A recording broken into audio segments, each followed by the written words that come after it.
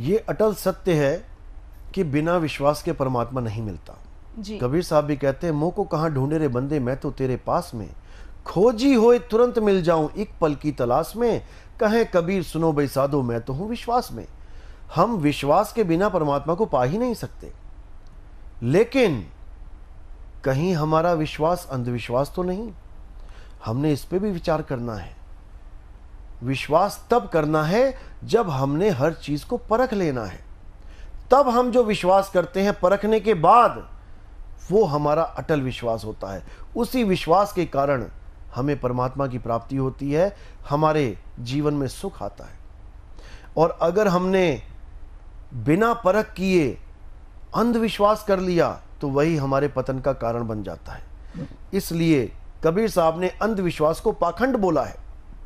पा यानी प्राप्त करना, खंड यानी कि खंडित हो जाना। प्राप्त तो कुछ होगा लेकिन वो चीज प्राप्त हो जाएगी जो सदा सदा नहीं रहेगी।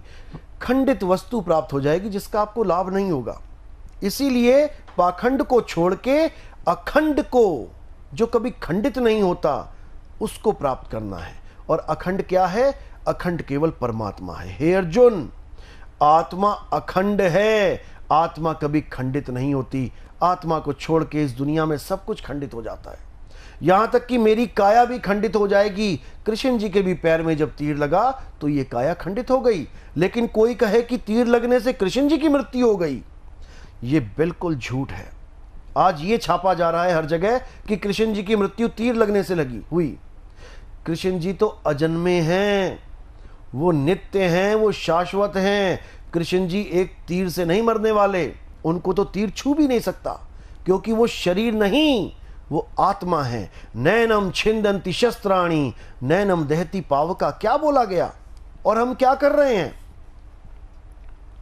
समझने का फेर है। कृष्ण जी आत्मदेव हैं, आत्मा हैं, वो कोई शरीर नहीं है जो खंडित हो जाएं। इसी प्रकार अगर हमारे भी भाव उन वस्तुओं से जुड़ गए हैं जो खंडित हो जाती हैं, तो याद रखना हम अखंड से नहीं जुड़े। हम किससे जुड़ गए? पूजा पाठ यज्ञ हवन से। यज्ञ हवन खंडित हो जाते हैं, पूजा पाठ खंडित हो जाती हैं, सारे नाम खंडित हो जाते हैं।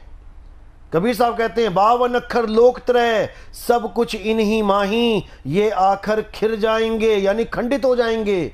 वो आखर इनमें नहीं, वो आखर, वो परमात्मा इन 52 अक्षरों में नहीं है। और ना ही 52 अक्षरों की हुई भक्ति से परमात्मा मिलता है। कोई लाखों साल जपता रहे राम राम राम, उसको राम मिलने वाला नहीं है। कोई लाखों साल जपता रहे ओम कलियम हरियम शरियम, कुछ भी करता रहे, उसको परमात्मा मिलने वाला नहीं है। क्योंकि जब तक उसने अपनी आत्मा को नहीं जान लिया तब तक उसको परमात्मा नहीं मिल सकता।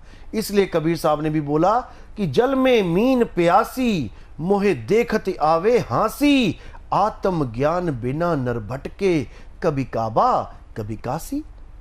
हम सोच रहे हैं कि हम धार्मिक जगह जा रहे हैं, हम बड़े धार्मिक हैं, हम काबा में जा रहे हैं, हम काशी में जा रहे हैं, लेकिन कबीर साहब की नजरों में आप धार्मिक नहीं हो। वो कह रहे हैं कि आत्मज्ञान बिना नर भटके, तुम भटकने जा रहे हो। भटकना नहीं है, अपनी आत्मा में उस राम को खोजना है। गुरु ग्रंथ साहब में बिल्कुल स्पष्ट लिखा है, आत्म मही राम, राम मही आत्म, चीनस गुरमुख विचारे। जैसे दूध में घी है, इसी प्रकार आप में राम है। दूध अगर अपने आप को छोड़ के घी को ढूंढने के लिए कहीं और चला जाएगा तो वो ज्ञानी नहीं कहलाएगा, वो भटकता ही कहलाएगा। हमें परमात्मा को खोजना है तो पहले हमें खुद को खोजना पड़ेगा। मैं क्या हूं? मैं ये शरीर नहीं हूं, शरीर तो मैं एक दिन छोड़ दूंगा। मैं क्या हूं? जो छोड़ेगा वो कौन है? वो आत्मा है, जीवात्मा। तो पहले आपको जीवात्मा को जानना पड़ेगा कि मैं क्या हूं, फिर आपको आत्मदेव की शरण में जाना पड़ेगा। जिसके लिए गीता में बोला गया, हे अर्जुन, शर पुरुष और अक्षर पुरुष, ये दो प्रकार के पुरुष हैं। शर तो इस शरीर को जानो जो नाशवान है, और अक्षर अविनाशी जीवात्मा को जानो जो अविनाशी है, वो भी कभी नहीं मरती। लेकिन ये दोनों ही पूजनीय नहीं है, क्योंकि एक तो जन्म रहा और मर रहा है शरीर, और एक जन्म मरण में फंस गया है जीव। जो जन्म मरण में ना तो फंसा है और ना जो जन्मता मरता है, वो आत्मदेव है, उसी को परमात्मा बोला गया है। तो वहां पर उत्तम पुरुष की बात की गई है। 3 प्रकार के पुरुष बताए हैं गीता अध्याय 15 में, आप समझेंगे जब पढ़ेंगे। तो जितनी भी विश्वास वाली बातें हैं, ये तब करनी चाहिए जब आप उस चीज को परख लो, उसको परखो। हर चीज का एक मीटर दिया गया है। आपका सगा भाई भी अगर पेट्रोल पंप पे है और वहां पर उसने मीटर चालू नहीं किया और केवल पेट्रोल डाल दिया, आप उस पर यकीन नहीं कर पाओगे, क्योंकि भले वो आपका सगा भाई है, लेकिन आप के बिना मीटर के आपको यकीन आने वाला नहीं है। इस प्रकार हर चीज का एक मीटर है। तो सत्य को जानने का मीटर क्या है? हमारे ग्रंथ, वो मीटर है। वाणी से पहचानिए साधु चोर की हाट, और अंतर की करनी से निकले मुंह की बात। कबीर साहब कहते हैं आपको जानना है कि मेरा गुरु सच्चा है या झूठा है, आप वाणी से मैच कराओ कि क्या भक्ति बता रहे हैं, क्या ज्ञान दे रहे हैं। अगर वाणी से मैच होता है तो ठीक है, नहीं तो आपको गुरु बदल लेना चाहिए। गुरु बदलने में कोई पाप नहीं लगता, गुरु बदलने में आपकी तरक्की होती है। आपके गुरु भी आपको इसलिए पढ़ाते हैं कि आप जल्दी से जल्दी 1 साल यहां रहो और आगे का गुरु धारण करो, अगली क्लास में जाओ। अगर आप एक ही क्लास में 5 बार फेल हो गए, बार बार उसी गुरु के पास आ गए, तो याद रखना वही गुरु आपको दुत्कारेगा, आपको सबसे बेकार स्टूडेंट बोलेगा। और जिस दिन आप टॉप पे आ गए और उस गुरु को छोड़ के आगे चले गए, वो गुरु आपका नाम ले लेके आपका गुणगान गाएगा। कोई भी झगड़ा है, कोई भी लड़ाई है, वो तब है जब हम उस चीज़ को समझ नहीं पाते हैं। आज तक कोई नहीं लड़ा कि पानी का नाम पानी ही क्यों रखा है, जल का नाम जल ही क्यों रखा है, वाटर का नाम वाटर क्यों रखा है। हम एक ही चीज़ को, एक ही वस्तु को कभी जल, कभी वाटर, कभी पानी, कभी तोए, कभी नीर कह के उसको यूज़ कर रहे हैं। कोई झगड़ा नहीं है। आप ट्रेन में देखोगे बोतल पे लिखा होता है नीर, उस पे लिखा होता है जल, उस पे लिखा होता है एक्वा। कोई झगड़ा नहीं है। कोई नहीं लड़ रहा कि इस पे वाटर क्यों लिखा, जल क्यों लिखा, नीर क्यों लिखा। क्योंकि वहाँ पर हम बुद्धिमान हो जाते हैं, हमें समझ में वहाँ आ जाता है कि वस्तु एक है लेकिन उसके नाम अनेक हैं। लेकिन हम धार्मिक मुद्दों पे क्यों झगड़ा कर लेते हैं, हम जातिवाद में कैसे फंस जाते हैं, हम क्यों उस वक्त बुद्धि विवेक को नहीं यूज कर पाते। इसका कारण है अक्षर ज्ञान। हमें अक्षरों की वजह से अपना और पराये का भेद दिखाई देने लग जाता है। ये अक्षर आए कहाँ से? अगर आप इन अक्षरों के अस्तित्व को जानोगे तो आपको समझ में आएगा कि ये अक्षर तब नहीं थे जब इंसान आदि मानव था। आप देखेंगे आदि मानव जब इस दुनिया में आया तो उसके पास पहनने को कपड़े नहीं थे, उसके पास कोई हथियार नहीं थे शिकार करने को, उसके पास कोई खेत खलिहान नहीं थे, उसके पास कोई विधि नहीं थी बीज से पेड़ पैदा करने की, फसल पैदा करने की। यहाँ तक कि 5 तत्वों में आता हुआ भी वो 5वें तत्व से दूर था, केवल 4 तत्वों को यूज कर पा रहा था। कौन से 4 तत्वों को? आकाश को, जिसके नीचे वो देखता है, बैठा है, रहता है, हवा को जिसको वो सूंघता है, पानी को जिसको वो पीता है, और धरती को जिस पे वो खड़ा है। इन 4 तत्वों को उसने भरपूर यूज किया, लेकिन 5वां तत्व उसके पास नहीं था, पास होता हुआ भी नहीं था। 5वां तत्व है अग्नि। उसके पास आग नहीं थी। आग एक खोज है, इस दुनिया की पहली खोज अग्नि है। और ये खोज कैसे हुई? जब उसने जानवरों का शिकार किया, जब उसने जानवरों को पत्थर से मारने की कोशिश करी, पत्थर को फेंका, दिन में वो पत्थर जब पत्थर से टकराया तब उसको आग का पता नहीं लगा, लेकिन रात में जब जानवर को ना लग के वो पत्थर से टकराया तो वहां पर अग्नि की खोज हुई। अब वो पहली खोज, उसके जीवन की पहली खोज उसके जीवन को बदल देती है। अब वो मांस को पका के खाने लगा, जानवरों को डराने लगा अग्नि से। अभी भी उसके पास अक्षर नहीं है, अभी भी वो बिना बोले सारे काम कर रहा है, लेकिन धीरे धीरे धीरे उसने जैसे अग्नि की खोज करी, वैसे ही उसने अपने अक्षरों की खोज करी। जो भी मुंह से अक्षर निकलते गए, जो भी उसने मुंह से आवाज निकाली, उसको उसने लिपिबद्ध करना शुरू कर दिया। आ आवाज निकली तो उसने आ बना दिया, ई निकली तो ई बना दिया, ऊ निकली तो ऊ बना दिया। ऐसे ही का वर्ग, टा वर्ग, ता वर्ग, सारे वर्ग बनाता चला गया। वही चीजें हम अपने बच्चों को सिखाने के लिए भेजते हैं। हमारे बच्चे भी आदि मानव ही पैदा होते हैं, ना उनके पास खाने को कुछ होता है, ना उनके पास पहनने को कुछ होता है, ना ही उनके पास कोई भाषा होती है। जो बच्चा जिस देश में पैदा हो जाता है वो उसी भाषा को अपनी भाषा मान बैठता है। तो उन्हीं अक्षरों के द्वारा उस आदि मानव ने इस जगत में जो भी चीजें दिखाई देने लगी उसका एक नाम रख लिया। और याद रखें, हर देश के आदि मानव ने अपनी अपनी भाषा का विस्तार किया, अपने अपने अक्षरों का विस्तार किया। जो भारत देश में आदि मानव था उसने 52 अक्षरों की खोज करी। संस्कृत भाषा में 52 अक्षर आते हैं। और जो अंग्रेजों के यहाँ अंग्रेज था, इंग्लैंड अमेरिका वाले जो आदि मानव थे, उन्होंने 26 अक्षरों की खोज करी। आप ABCD गिनेंगे तो 26 अक्षर हैं। उन्होंने उन 26 अक्षरों के द्वारा संसार में दिखने वाली हर चीज का नाम शुरू किया रखना। और हिंदी, भारतवासियों ने हिंदी के अक्षरों का नाम रखा, हिंदी की चीजों के नाम रखे हिंदी भाषा में। लेकिन बहुत आसान हो गया ये जीवन अक्षरों के सहारे से। अगर आज भी कोई कहता भाई पानी लेके आओ, पानी पीना है, तो कितना आसान है, उसको दोबारा पूछना नहीं पड़ता क्या चाहिए, उसको पता है पानी क्या है, क्योंकि उसको स्कूलों में पढ़ा दिया गया है। वो सीधे पानी का गिलास लेके आता है। कितना आसान हो गया ये जीवन उन अक्षरों की वजह से। वरना हम एक बात को समझाने के लिए पूरा दिन इशारों में बात करते तब भी ना समझ में आता। लेकिन झगड़ा कहां शुरू हो गया? जब इंसान ने उस परम सत्ता का नाम रख दिया। अंग्रेजों ने गॉड रख दिया, अरबी में अल्लाह रख दिया, हम हिंदुस्तानियों ने रब रख दिया, वाहेगुरु रख दिया, राम रख दिया। सब ने अपने अपने अक्षरों के द्वारा उस परमात्मा को एक नाम दे दिया। अगर वो परमात्मा दिखाई दे जाता तो हमारा कभी झगड़ा होता ही ना। जैसे पानी के नाम पे हमारा झगड़ा नहीं हो रहा है। पानी दिखाई देता है, मैं कहता हूं मेरा जल बड़ा, वो कहता मेरा वाटर बड़ा, वो कहता मेरा नीर बड़ा, वो कहता मेरा पानी बड़ा। आओ टेबल पे अपना अपना अपनी अपनी वस्तु रख दो। जैसी वस्तु रखोगे झगड़ा खत्म हो जाएगा। अच्छा तुम इसको पानी कहते हो, अच्छा तुम इसको जल कहते हो, यही तो है, इसी से तो गला गीला होगा, सारे झगड़े शांत।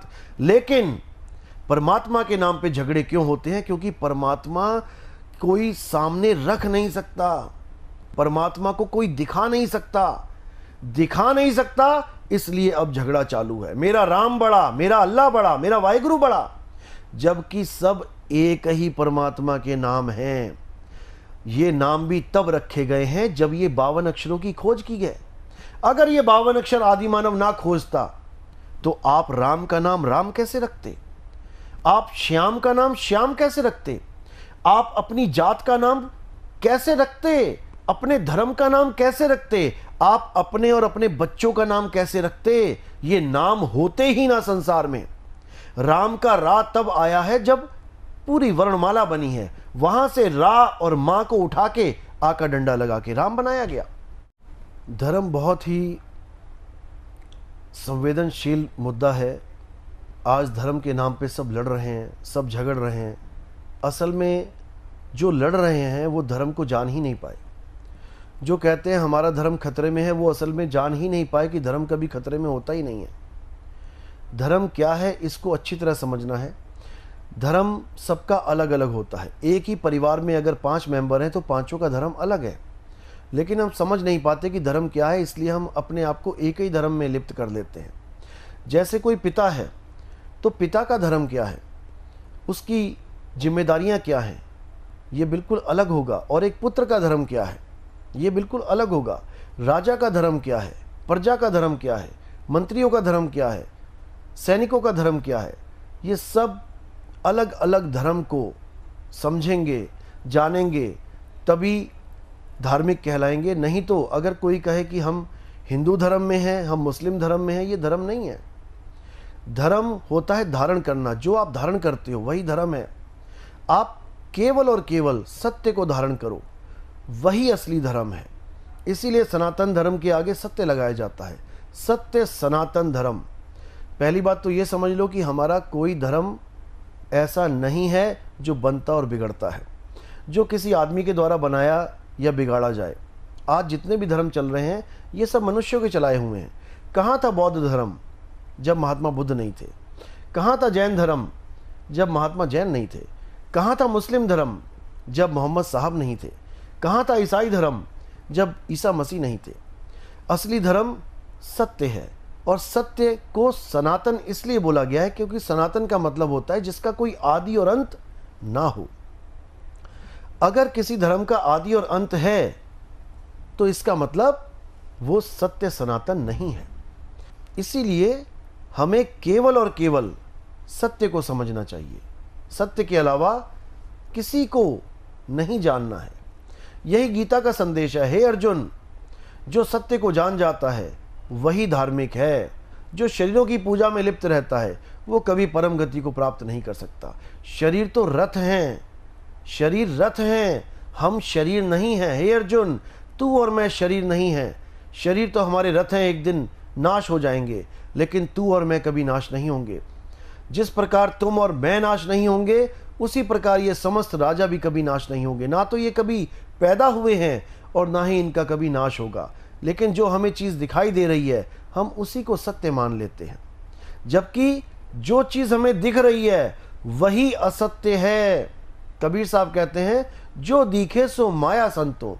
जो भी चीज़ तुम्हें इन आंखों से दिखाई दे रही है उसका बदलाव होगा ही होगा, वो चेंज होगी ही होगी। और जो चेंज हो जाए, गीता के अनुसार जो बदल जाए वो सत्य नहीं है। जो कभी ना बदले वही सत्य है। और क्या है जो कभी नहीं बदलता? वो आत्मा है। हे अर्जुन, आत्मा नित्य है, शाश्वत है, पुरातन है। आत्मा ही सत्य सनातन है। जो आत्मा को प्राप्त कर लेते हैं वही स्थित प्रज्ञ हो जाते हैं। आत्मा के अलावा कोई पूजनीय नहीं है। आत्मा के अलावा सब नाशवान है। जो भी नाशवान चीज़ों की पूजा करते हैं वो असत्य को धारण कर लेते हैं, और जो अविनाशी आत्मा को जान लेते हैं वो सत्य सनातनी हो जाते हैं, वो सत्य को धारण करने वाले योद्धा हो जाते हैं। इसलिए हे अर्जुन, सत्य का धारण करो, असत्य का त्याग करो। ये सवाल भी बहुत बार पूछा गया है और मैं इसको भी आज डिफाइन करना चाहता हूँ। लोग पूछते हैं कि हमने गुरु धारण किया है, हम भक्ति भी कर रहे हैं, लेकिन हमें कैसे पता चले कि हम सही भक्ति कर रहे हैं या नहीं? यानी हमें दवाई तो दी गई है, लेकिन हमें कैसे पता लगे कि उस दवाई से हमारे रोग कटेंगे कि नहीं? खा तो हम रहे हैं और सांत्वना भी दी जा रही है कि दवाई बिल्कुल सही है, लेकिन हमें कैसे पता लगे? मीटर क्या है? आज आपको वो मीटर बताएंगे कि कैसे हम जान सकते हैं घर बैठे कि हमें जो नाम दीक्षा मिली है, हमें जो संतों ने रास्ता बताया है परमात्मा को पाने का, वो सही है या अधूरा है। गलत नहीं कहूंगा, गलत कुछ भी नहीं होता। आप राम राम कर रहे हैं, आप वाहिगुरु वाहिगुरु कर रहे हैं, वो भी ठीक है, गलत नहीं है, लेकिन वो मार्ग अधूरा है। कैसे अधूरा है? कबीर साहब की वाणी के द्वारा इस भेद को जानेंगे। तो पहले मैं आपको समझा दूं, 4 प्रकार के गुरु होते हैं आध्यात्मिक गुरु। पहले प्रकार का गुरु होता है जो आपको चींटी की चाल की भक्ति करवाता है। चींटी की चाल की भक्ति क्या है? जैसे एक चींटी दीवार पे चढ़ने की कोशिश करती है और चढ़ती है, फिर गिर जाती है, फिर चढ़ती है, फिर गिर जाती है, फिर चढ़ती है, फिर गिर जाती है, करते करते करते मेहनत करते करते दीवार के टॉप तक पहुंच जाती है। इसी प्रकार बहुत से योगी अपने शिष्यों को चींटी की भक्ति करवाते हैं। चींटी की चाल की भक्ति यानी मूल चक्र से उठा के उसकी सूरत को, उसके ध्यान को ऊपर की तरफ इस काया रूपी दीवार पे चढ़ाने की कोशिश करते हैं। मूल चक्र से उठे स्वाद चक्र पे आ गए, स्वाद से उठे नाभि चक्र पे आ गए, नाभि से उठे हृदय चक्र पे आ गए, हृदय चक्र से उठे कंठ चक्र तक आ गए, कंठ से उठे त्रिकुटी तक आ गए, उसके बाद सहस्रार तक आ गए। तो ये चींटी की चाल होती है। दूसरे प्रकार के जो गुरु हैं वो आपको मकड़ी की चाल से जोड़ते हैं। मकड़ी की चाल क्या होती है? मकड़ी भी चींटी की तरह पहली बार तो दीवार पे पैरों से ही चढ़ती है, जैसे एक चींटी चढ़ती है, लेकिन टॉप पे जाने के बाद वो वहां एक जाल बुन लेती है। एक जाला बुनने के बाद दोबारा वो दीवार को यूज ही नहीं करती। उसके बाद वो अपने ही जाल के द्वारा नीचे आती है और उसी जाल से ऊपर चढ़ जाती है। अब दीवार का कोई यूज नहीं रहा। इसी प्रकार बहुत से साधक ये भक्ति करते हैं क्योंकि उनके गुरु ने उनको यही नाम दीक्षा दी होती है। जो चींटी की चाल वाले होते हैं वो कोई भी नाम जप के ओम कलियम हरियम शरियम सोहम सत्यम या फिर और कोई नाम राम राम हरे हरे कृष्ण कृष्ण कोई भी वाहेगुरु वाहेगुरु किसी भी नाम को देके सूरत को धीरे धीरे ऊपर चढ़ाते हैं। जो मकड़ी की चाल वाले होते हैं ये पहले तो नाम जपवाते हैं, कोई भी नाम दे सकते हैं, ये ज्योत निरंजन ओंकार रारंकार सोहंग सतनाम या फिर सतपुरुष अकाल मूर्त शब्द स्वरूपी राम या फिर ओम कलियम हरियम शरियम कोई भी नाम दे सकते हैं या फिर कोई भी।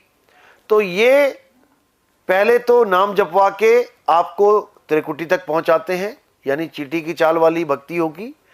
उसके बाद उसको कन्वर्ट करवा देते हैं मकड़ी की चाल में, यानी अब जाल बुन लिया, अब सुरत ध्यान मकड़ी की चाल से चल रहा है, यानी ऊपर अनहद नाद को पकड़ लिया।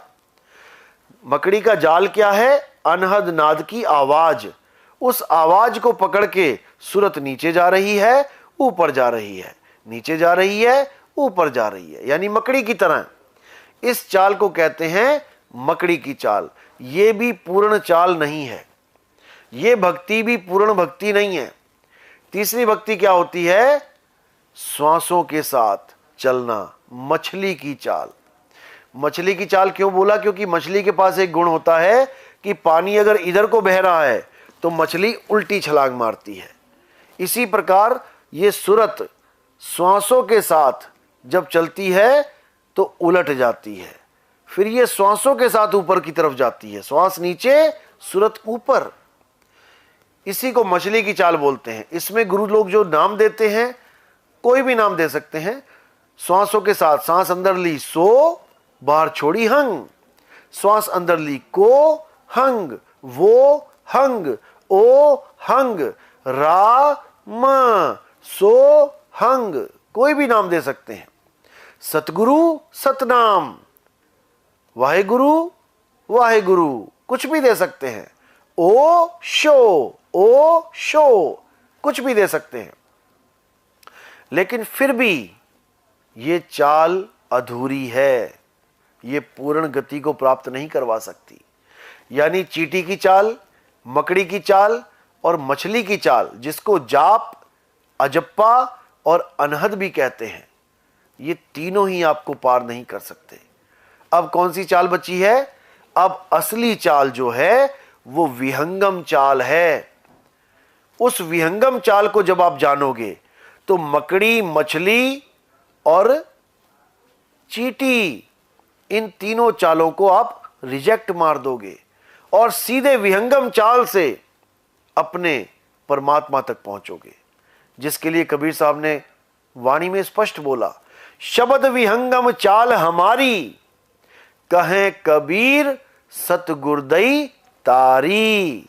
चाबी मिल गई तुम्हें इस तीन लोक को खोलने की। खुले कपाट शब्द झनकारी, पिंड अंड के पार सो देश हमारा है, कर नैनो दीदार महल में प्यारा है। तो पार, इस काया से जो पार देश है, परमात्मा काया में नहीं है, इस काया से पार है, अजूनी है, जो कभी जून में आता ही नहीं है। उसको प्राप्त करने के लिए हमें विहंगम चाल का सहारा लेना पड़ता है, जिसके लिए गरीबदास जी ने बोला, सतगुरु के लक्षण कहूं अचल विहंगम चाल, हम अमरापुर ले गए ज्ञान शब्द सरघाल। ऐसा गुरु मिल गया जिसने मुझे विहंगम चाल दे दी, पक्षी की तरह मैं सीधे उड़ के अपने मालिक के चरणों में पहुंच गया और इस जीव की मुक्ति हो गई। ऐसी चाल देने वाले को सतगुरु कहते हैं। और उसके अलावा जितने भी ये गुरु बैठे हैं, ये आपको परम गति को प्राप्त नहीं करवा सकते। ये आपसे भक्ति तो करवा सकते हैं लेकिन सत भक्ति नहीं करवा सकते। ये आपसे नाम तो जपवा सकते हैं लेकिन ये नाम में समा नहीं सकते, ना ही आपको उस नाम में समाने योग्य बना सकते हैं। नाम में समाना है, नाम जपना नहीं है। एक नाम को जान के अरे दूजा दे बहा, चंचल से निहिचल भया, नहीं आवे नहीं जा। एक नाम को जान के, उस एक असली नाम सत्य नाम को जान के, उस आत्म राम को जान के, दूजा दे बहा, ये बोलने वाले, लिखने वाले, पढ़ने वाले नाम, इनको बहा देना है। चंचल से निश्चल भया, यानी जीव रूपी चंचल था पहले, अब आत्म देव रूपी अचल हो जाएगा। नहीं आवे नहीं जा, अब किसी जन्म मरण में नहीं आना है, नहीं कहीं जाना है, ना कहीं आना ना कहीं जाना, आपे में आप समाना, खुद में समा जाना है, अपनी आत्मा में रमण करना है, अपनी आत्मा में संतुष्ट हो जाना है। यही सत्य है, यही सनातन है, इसके अलावा सब झूठ है।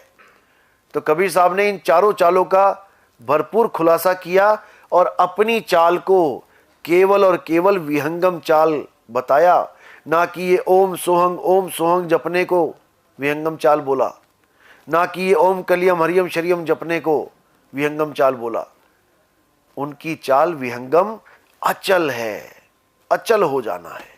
तो जो सवाल अब आया है बहुत इंपॉर्टेंट सवाल है, क्या धर्म पूरे परिवार के लिए समान होता है या अलग अलग होता है? जैसे एक परिवार में 5 लोग हैं, तो क्या वो सब एक ही धर्म के हैं, धर्म उनके लिए समान है, या अलग अलग धर्म उन पे अप्लाई होता है? बहुत ही इंपॉर्टेंट सवाल है, ध्यान से समझना है। पहली बात तो ये है कि हर जीव का धर्म अलग होता है। धर्म का मतलब होता है धारण करना, जो अपने गुण को धारण करता है वही धार्मिक है। अग्नि का धर्म है जलाना, तो अग्नि सबको जलाएगी बिना भेदभाव किए। पानी का धर्म है गीला करना, वो सबको गीला ही करेगा बिना भेदभाव के। इसी प्रकार राजा का धर्म है अपनी प्रजा की रक्षा करना, अपने प्रजा की देखभाल करना, ये राजा का धर्म है। लेकिन प्रजा का धर्म ये नहीं है जो राजा का धर्म है। प्रजा का धर्म अलग है, अपने राजा का मान सम्मान करना, अपने राजा के दुख के वक्त में उसका साथ देना, ये प्रजा का धर्म है। मंत्री का धर्म क्या है? राजमंत्री का धर्म क्या है? अपने राजा को सही गाइड करना, कोई भी प्रॉब्लम आती है तो अपने राजा को सही सलाह देना। सैनिक का धर्म क्या है?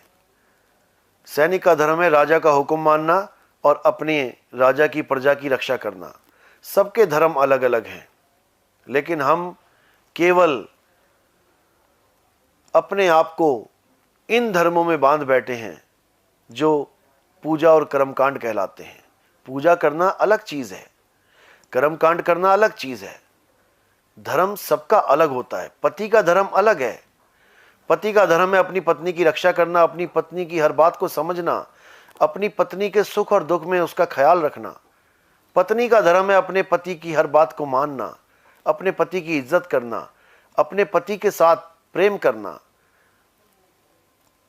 हर इंसान का धर्म अलग है, लेकिन हम गलती से ये मान बैठे हैं कि शरीरों की पूजा करना, देवताओं की पूजा करना ये धर्म है, और जो देवी देवताओं की पूजा नहीं कर रहा है, मंदिर नहीं जा रहा है, वो नास्तिक है, वो धार्मिक नहीं है। ये गलत है। कबीर साहब की नजर में धर्म क्या है? साहिब कहते हैं जहां दया तहां धर्म है।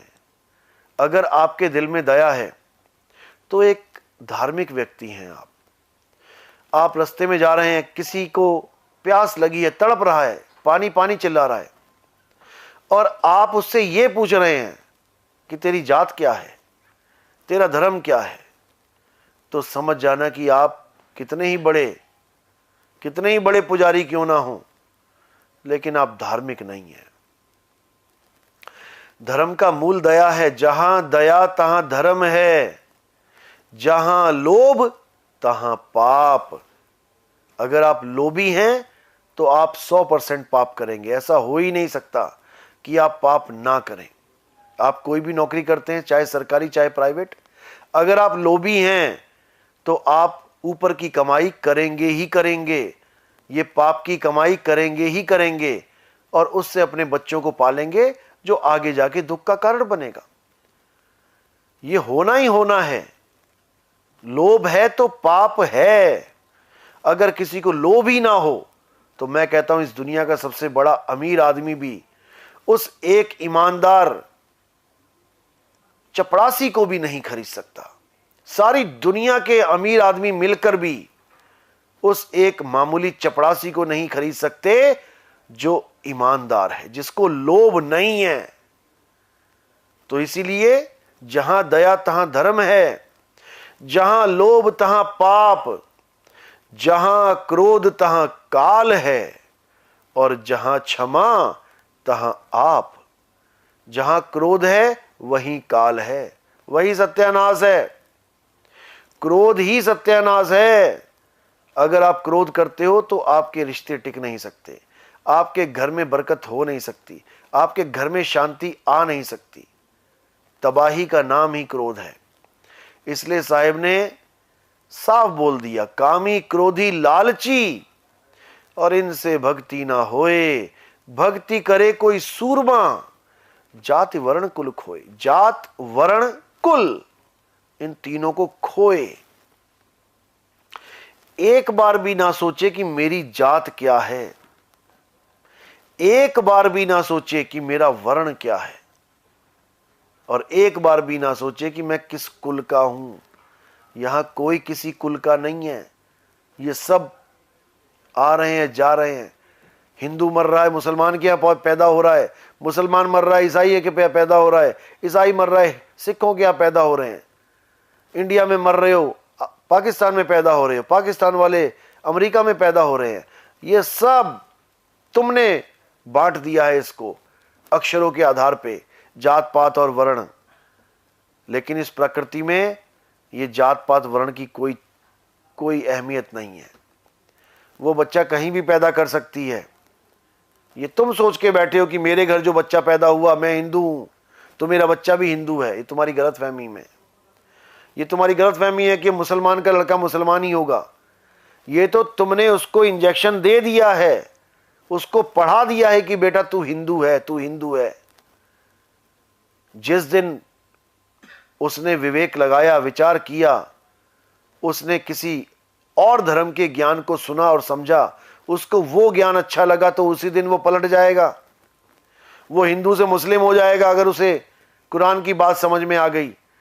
वो मुस्लिम से ईसाई हो जाएगा अगर उसे बाइबल की समझ में आ गई। और ईसाई हिंदू हो जाएगा अगर उसे गीता की बात समझ में आ गई।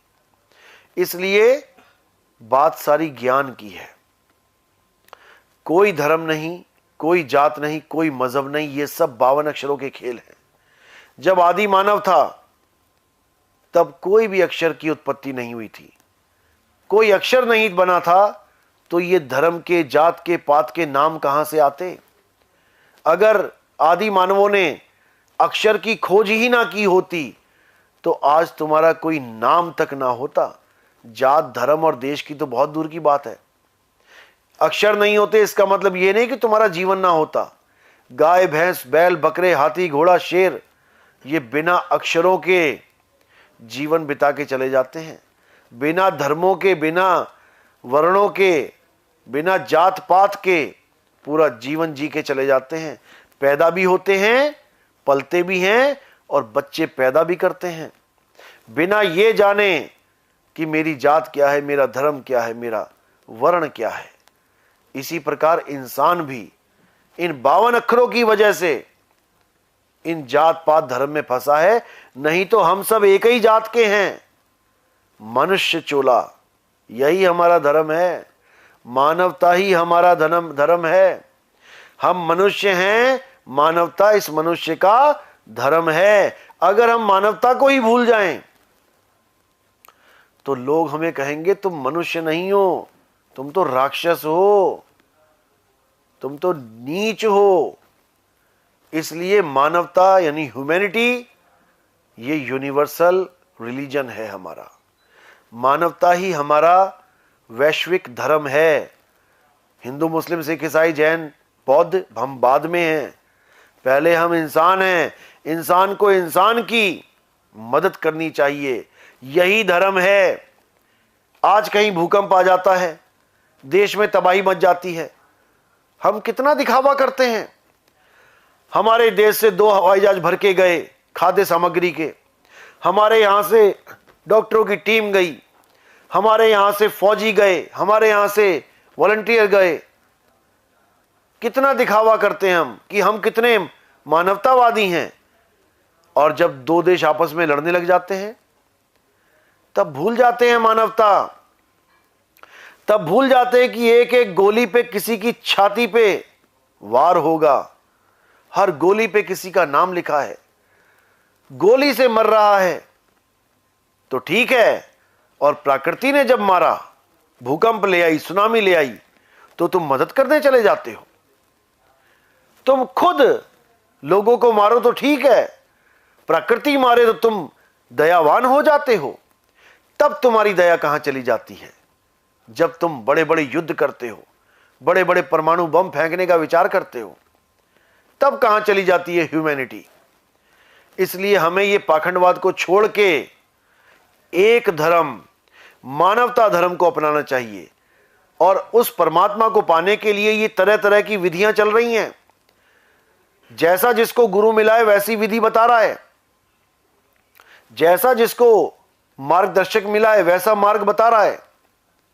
हमने किसी का विरोध नहीं करना है। कोई कैसे उस मालिक को पाना चाहता है, कोई कैसे पाना चाहता है। हां, अगर हमें सही रास्ता मिल गया है तो हमें उसके बारे में बताना जरूर है, आवश्यक है। यह भी हमारा धर्म है कि हमें कोई चीज मिलती है तो हम उसके दरवाजे दूसरों के लिए भी खोल दें। हमें कोई चीज प्राप्त होती है तो हमें दूसरों पर भी दया करके वो चीज बतानी चाहिए, ताकि उसका भी कल्याण हो। तो धर्म एक है, मानवता धर्म, दया ही धर्म है, और वो पूरे संसार का एक है। और जो हम धर्म मान बैठे हैं वो तो एक बोझ है हमारे ऊपर, क्योंकि हम उस घर में पैदा हो गए, इसलिए हमारे ऊपर एक भार लाद दिया गया। जैसे हमारे सरनेम, कोई शर्मा है, क्यों शर्मा है? क्योंकि शर्मा जी के यहां पैदा हो गया। कोई वर्मा है, क्यों वर्मा है? क्योंकि वर्मा जी के यहां पैदा हो गया। यह केवल एक बोझ है। शर्मा जी का बेटा पैदा होते ही खो जाता और किसी मौलवी के हाथ लग जाता तो उसका नाम अब्दुल्ला होता, शर्मा वर्मा नहीं होता। तो इसी प्रकार मानव धर्म को समझो। और जो आपके धर्म हैं, देश के प्रति हमारा क्या धर्म है? हमारे कर्तव्य ही हमारा धर्म है। अपने अपने कर्तव्य को जानो, अपने अपने धर्म को पहचानो और एकजुट हो जाओ, एक मानव धर्म को अपना लो। इसी से सबका कल्याण होगा और सारे झगड़े खत्म हो। कबीर साहब के द्वारा जो 4 राम के बारे में बताया गया है, उस पर भी कई प्रश्न पूछते हैं लोग कि कौन है ये 4 राम? हमने तो एक ही राम के बारे में सुना है। वही एक राम सारे संसार का राम है, ऐसा भी बोलते हैं लोग, लेकिन ऐसा सत्य नहीं है। कबीर साहब ने किन 4 रामों की बात करी है, इसको अच्छी तरह समझेंगे। कबीर साहब कहते हैं, एक राम दशरथ का बेटा, एक राम घट घट में बैठा, एक राम का सगल पसारा, और एक राम तीनों से न्यारा। इन 4 रामों को आप जब अच्छी तरह समझ जाएंगे तो कबीर साहब के द्वारा बताया गया ये ज्ञान आपको भरपूर समझ में आने लग जाएगा और आपका लक्ष्य भी बिल्कुल सटीक हो जाएगा कि मैंने किस राम की पूजा करनी है, मेरा असली राम कौन है।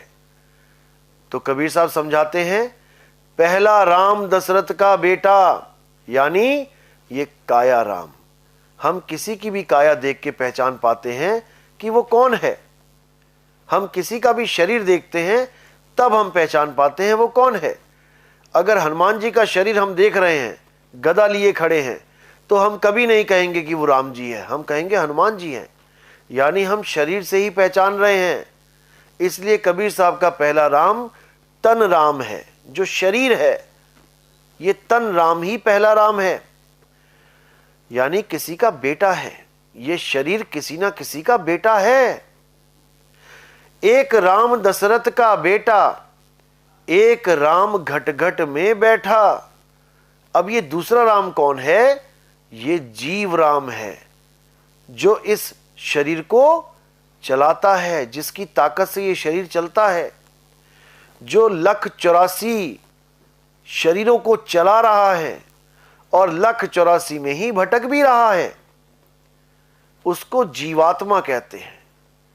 एक राम दशरथ का बेटा तन राम, एक राम घट घट में बैठा जीव राम, एक राम का सगल पसारा, यानी तीसरा राम वो है जिसका ये सगल पसारा है।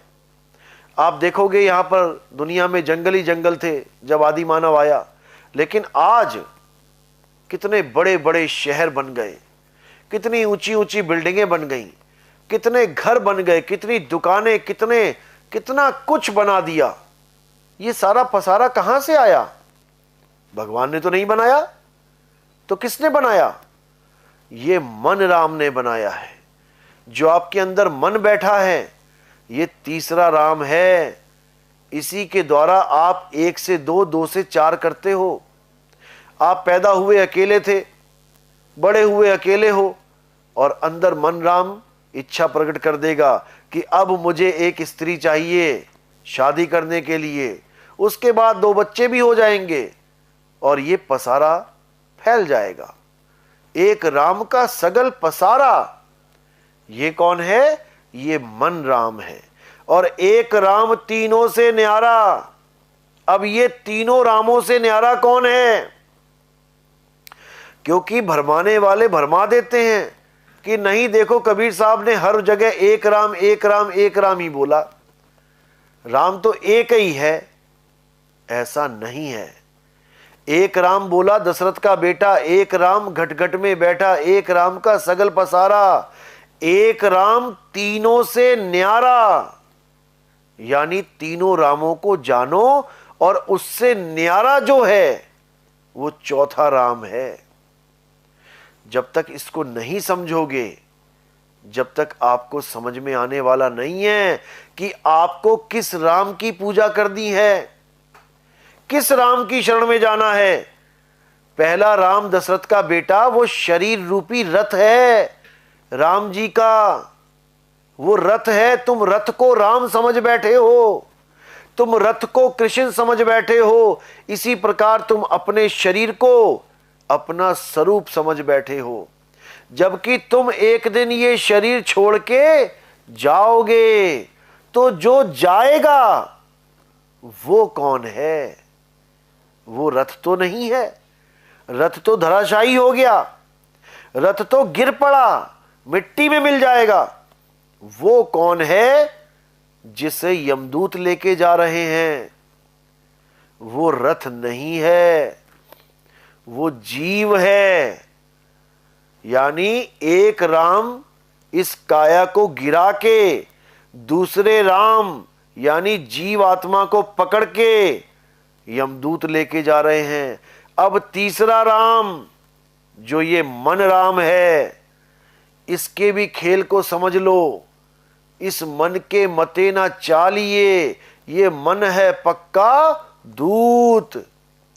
इस मन के कहे में नहीं चलना है, क्योंकि हमारा राम इस मन से भी न्यारा है।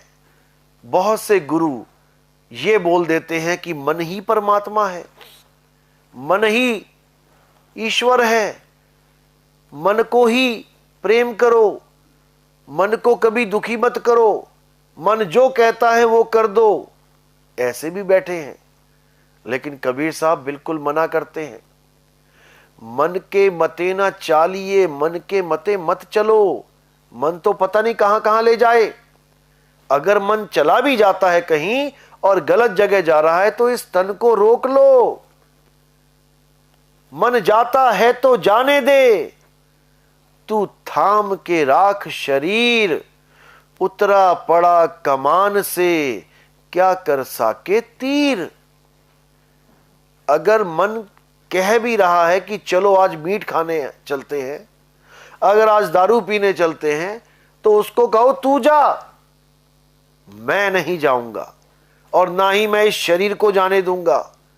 मन जाता है तो जाने दे, यानी तीसरा राम जाता है तो जाने दे।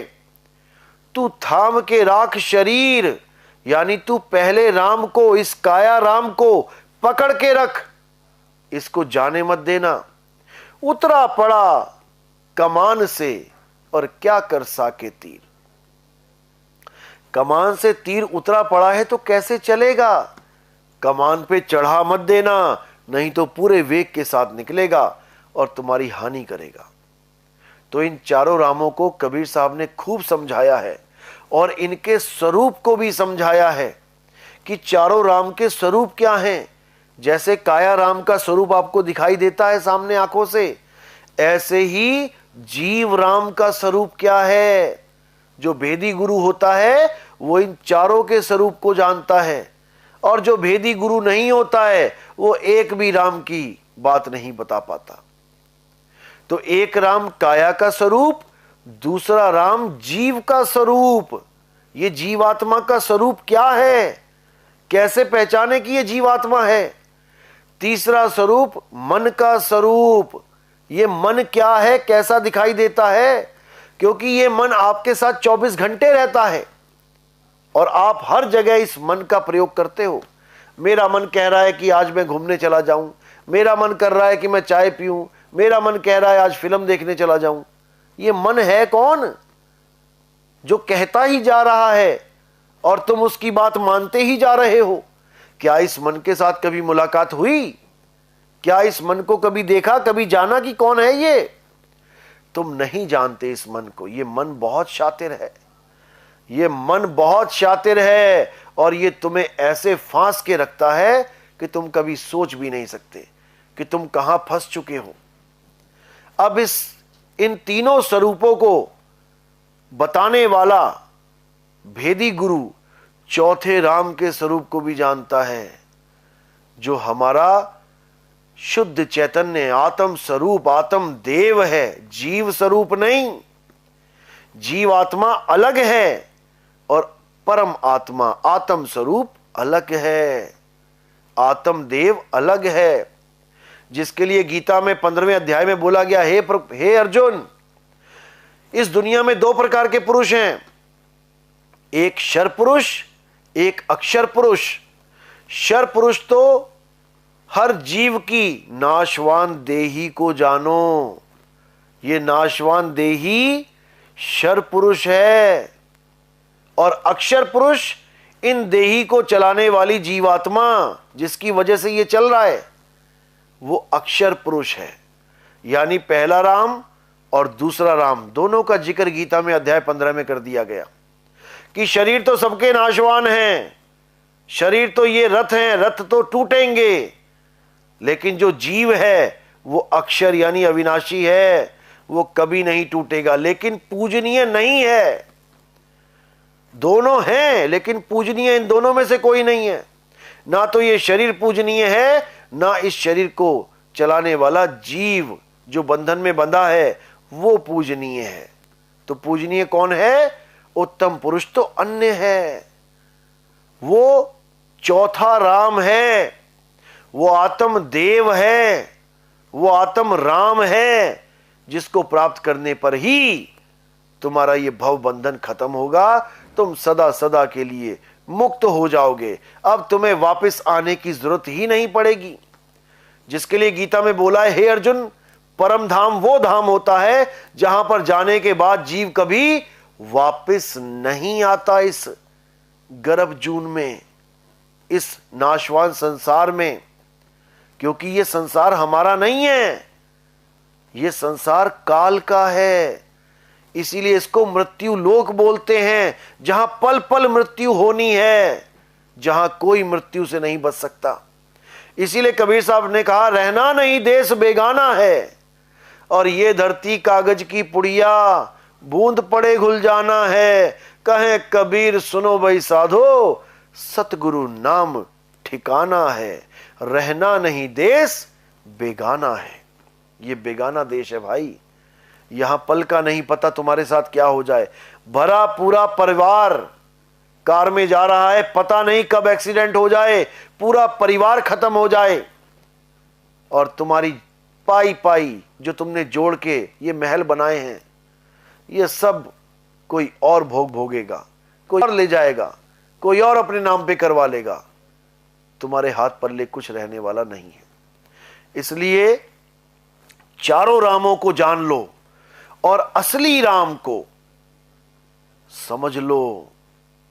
अगर नहीं समझ पाए तो रथ की ही पूजा करते रह जाओगे और अंत समय में पछता